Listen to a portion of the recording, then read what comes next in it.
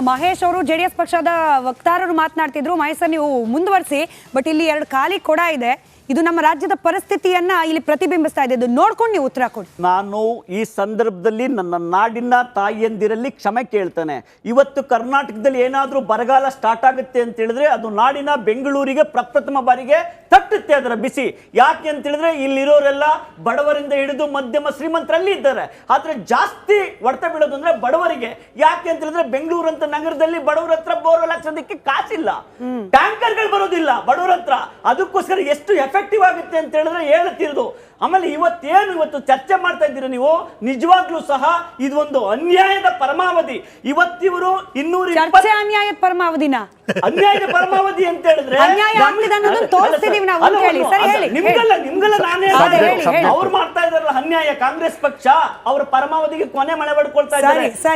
ಯಾಕೆ ಅಂತ ಹೇಳಿದ್ರೆ ಇವತ್ತಿಲ್ಲ ಕೊನೆ. ನಾನು ಒಂದ್ ಎರಡೇ ಮುಗಿಸ್ಬಿಡ್ತೇನೆ.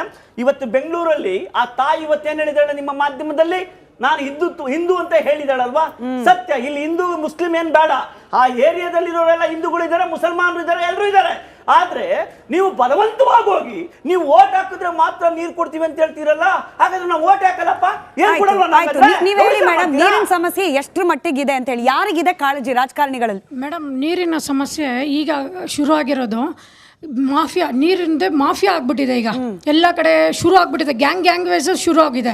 ಇದಕ್ಕೆ ಕೊನೆನೇ ಇಲ್ವಾ? ಮಾಫಿಯಾದಿಂದ ರಾಜಕಾರಣಿಗಳಿದ್ದಾರಾ? ಇದಾರೆ ಇಲ್ಲ? ಇದಾರೆ ಮೇಡಮ್, ಇದಾರೆ. ಎಲ್ಲ ಪಕ್ಷದವರು ಇದಾರೆ, ಒಂದು ಪಕ್ಷ ಎಲ್ಲ ಪಕ್ಷದವರು ಇದಾರೆ ಮೇಡಮ್. ನಿಮ್ಗೆ ಏನ್ ಅನ್ಸುತ್ತೆ? ಎಲ್ಲ ಪಕ್ಷದವರು ಇದ್ದಾರೆ. ಇದು ಜಮೀರ್ ಅಹಮದ್ ಅವ್ರು ಹೇಳಿರೋದಂತೂ ತುಂಬಾ ಖಂಡನೀಯ.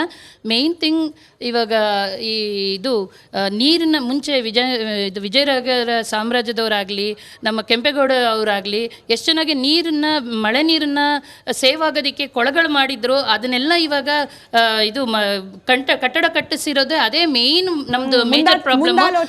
ಅದನ್ನ ಪೊಲಿಟಿಷಿಯನ್ಸ್ ದಯವಿಟ್ಟು ಅದನ್ನ ಗಮನ ಕೊಡಬೇಕು. ಇನ್ನೊಂದೇನು ಅಂದ್ರೆ ಒಂದೇ ಒಂದು, ಇದು ಮರ ಕಡಿದ್ರೆ ಹೇಗೆ ಜೈಲ್ಗೆ ಹಾಕ್ತಿವಿ ಅಂತಾರೋ ಹಾಗೇನೆ ಈ ನೀರಿನ ಇದು ಜಾಗದಲ್ಲಿ ಕಟ್ಟಡ ಕಟ್ಟುವಂತ ಪೊಲಿಟಿಷಿಯನ್ಸ್ ಆಗ್ಲಿ ಶಿಕ್ಷೆ ಆಗ್ಬೇಕು, ಅವ್ರಿಗೆ ಶಿಕ್ಷೆ ಆಗ್ಬೇಕು. ನೀವೇನ್ ಹೇಳ್ತೀರಾ ಸರ್? ಅಲ್ಲ ಮೇಡಮ್, ನಾವು ಹಿಂದೂಗಳೇ. ನಮ್ದು ಓಬ್ಲೇಶ್ ಕಾಲದಲ್ಲಿ ನಾವು ಇರೋದು. ನಮ್ಗೆ ನೀರ್ ಬರ್ತಿದೆ, ನಮ್ಗೆ ಯಾವ್ದೇ ರೀತಿ ಸಮಸ್ಯೆ ಇಲ್ಲ. ಆದ್ರೆ ನಮ್ ಜಮೀರ್ ಸಾಹೇಬರು ಮೊನ್ನೆ ಕೇಳಿದ್ರು, ನೀರಿಲ್ಲ ಅಂತ ಕೇಳಿದ್ರು. ಒಂದ್ ದಿವಸ ಬರ್ಲಿಲ್ಲ ನೀರು. ಅದು ಮಂಗಳವಾರ ನಾವು ಹೋಗಿ ಹೇಳಿ ಆಫೀಸ್ ಕಂಪ್ಲೇಂಟ್ ಮಾಡಿದ ತಕ್ಷಣ ನಮ್ಗೆ ನೀರ್ ಬಂತು, ಟ್ಯಾಂಕರ್ಸ್ ಬಂತು. ಚರಂಡಿ ನೀರು ಮಿಕ್ಸ್ ಆಗಿದ್ದು ನಾವು ತೋರಿಸಿದೀವಿ ನಾವು ಚರಂಡಿ ನೀರು ಮಿಕ್ಸ್ ಆಗಿರೋದು. ಇಲ್ಲಿ ಸಮಸ್ಯೆ ಇರೋದು ನೀರು ಜನಸಾಮಾನ್ಯರಿಗೆ ಎಷ್ಟು ಮಟ್ಟಿಗೆ ಸಿಗ್ತಾ ಇದೆ ಅಂತ ನೋಡಿ. ಎಷ್ಟೇ ಬರ ಬರ್ಲಿ ರಾಜಕಾರಣಿಗಳಿಗೆ ನೀರಿಗೆ ಬರ ಇಲ್ಲ. ಇವತ್ತು ಒಂದು ವಾರದ ಹಿಂದೆ ಒಂದು ಫರ್ಮಾನ್ ಹೊರಡಿಸ್ತಾರೆ, ಒಂದು ಪ್ರಕಟಣೆ ಹೊರಡಿಸ್ತಾರೆ. ಕುಡಿಯುವ ನೀರನ್ನ ತೋಟಗಾರಿಕೆಗೆ ಯೂಸ್ ಮಾಡಬಾರ್ದು, ಕಾರ್ ತೊಳೆಯೋಕೆ ಯೂಸ್ ಮಾಡಬಾರ್ದು, ಇದಕ್ಕೆ ಏನಪ್ಪ ಟಾಯ್ಲೆಟ್ಗೆ ಒಂದು ಬಕೆಟ್ ಯೂಸ್ ಮಾಡಬೇಕು ಅಂತ. ಇವತ್ತು ನನ್ನ ಹತ್ರ ವಿಡಿಯೋ ಇದೆ, ಬರ್ಬೇಕಾದ್ರೆ ತಗೊಂಡ್ಬರ್ತೀನಿ. ನಾನು ವಾಕಿಂಗ್ ಹೋಗ್ಬೇಕಾದ್ರೆ ತೋರಿಸ್ತೀನಿ. ರಾಜಕಾರಣಿಗಳ ಮನೆ ಮುಂದೆ ತೋಟಗಳಿಗೆ ತೀರಾಗ್ತಾ ಇರೋದು, ಗಾಡಿ ತೊಳಿತಾ ಇರೋದು. ಇವರಿಗೆ ನೀರು ಬರ ಇಲ್ಲ ಮೇಡಮ್.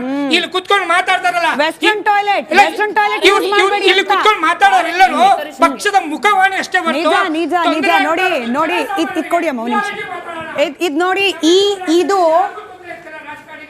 ಈ ಕೊಡ ಅಂತ ನಾನು ಮಧ್ಯ ಇಡ್ತೀನಿ. ಯಾಕಂತಂದ್ರೆ ನೋಡ್ಲಿ, ಇವತ್ತು ಓಟ್ ಕೇಳಕ್ಕೋಸ್ಕರ ಬೀದಿಗೆ ಹೋಗ್ತಾ ಇರುವ ನಮ್ಮ ಜನಪ್ರತಿನಿಧಿಗಳು ಈ ಸೀನ ನೆನ್ಪಿಟ್ಕೊಳ್ಳಿ.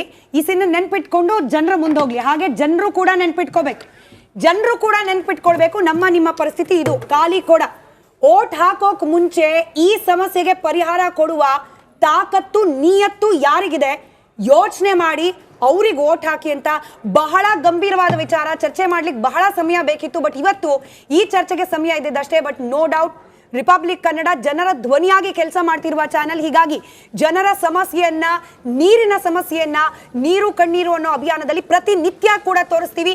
ಎಲ್ಲಿವರೆಗೂ ಜನರ ಸಮಸ್ಯೆಗೆ ಒಂದು ಪರಿಹಾರ ಅಂತ ಹೇಳಿ ಅಧಿಕಾರಿಗಳು ರಾಜಕಾರಣಿಗಳು ಕೊಡೋದಿಲ್ವೋ ಅಲ್ಲಿವರೆಗೂ ನಿರಂತರವಾಗಿರುತ್ತೆ ನಮ್ಮ ಈ ಅಭಿಯಾನ ಅಂತ ಹೇಳ್ತಾ ಧನ್ಯವಾದ. ಚರ್ಚೆಯಲ್ಲಿ ಭಾಗಿಯಾಗಿದ್ದ ಎಲ್ಲರಿಗೂ. ನೋಡ್ತಾ ಇರಿ ರಿಪಬ್ಲಿಕ್ ಕನ್ನಡ, ಇದು ನಿಮ್ಮ ಧ್ವನಿ.